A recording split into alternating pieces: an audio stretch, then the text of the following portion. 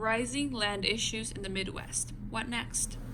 Terry Tempest Williams makes a compelling case regarding the preservation of the land, wilderness, and the desert in connection to the exigency of political action in her book Red Passion and Patience in the Desert. With her initiation of the discussion of landscapes as being beyond solely a sight to see, but rather as a symbol of revival while including political action, made me ponder about the area in which I reside, which is the Midwest region of the United States. Being from one of the most populated cities, Chicago, some could argue it would make someone either more sheltered from nature or more exposed to the never-ending infrastructure taking over. However, a drive to Springfield, Illinois quickly provides beautiful landscapes where there are minimal buildings and houses, thus giving a view into the past and a hope for the future generations to have the opportunity to see such landscapes untouched by infrastructure. William takes things further into how to create a dialogue, a conversation that opens and engages people's minds in a reflective way. Now, to go more in depth of the overall Midwest region and what is threatening landscapes and nature in this region due to the inspiration found through Williams, there are important facts that you need to keep in mind.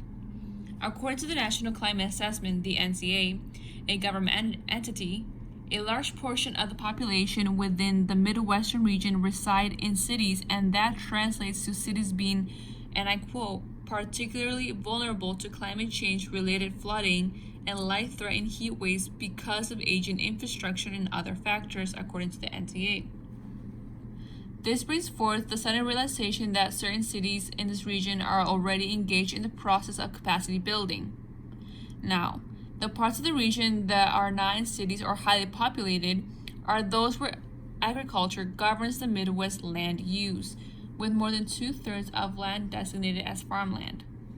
Although this region does account for approximately 65% of U.S. corn and soybean production as stated in the NCA, the climate change related to the infrastructure in the cities will impact not just the cities, but everything around them. Often society will hear an advert or an advertisement about preservation and what society can do to help, but the majority do not know what is going on with climate change, nature, the land, or even how all these things impact our environment. According to the NCA, the combined effects of climate change, land use change, and increasing numbers of invasive species are the primary threat to Midwest natural ecosystems. These are the latest facts that can change as society changes, but for the time being, simple adverts will not educate society on the threats impacting the region they live in or how they can truly help as a whole to preserve land and species. There is no reflection occurring when all these issues and more become apparent to individuals, and what society does not understand is what William is saying. And he is saying that land is a reminder of the past, but also brings forth a sense of revelation of the present in order to have a better handle on what is to come. Awareness and reflection need to occur in order for change to happen. Reading Williams' book made me more aware of what is going on with the land we use, especially in the Midwest region. She has a call to action for readers, and that is to recall the transformative power of wildness and remember it survives not only through vigilance. This statement is powerful and it stayed with me. It transformed the way I thought of nature surviving, which contained being untouched and unbothered. However, that is not the case anymore. Thinking of the survival of land as dependent on the vigilance it is given is difficult to fathom. Nevertheless, it does make sense that we need to be attentive and surveil the changes to be better equipped on how to preserve land and ecosystems. In connection to what I think is her call of action is her strong recommendation to communicate with each other as well as to communicate with places.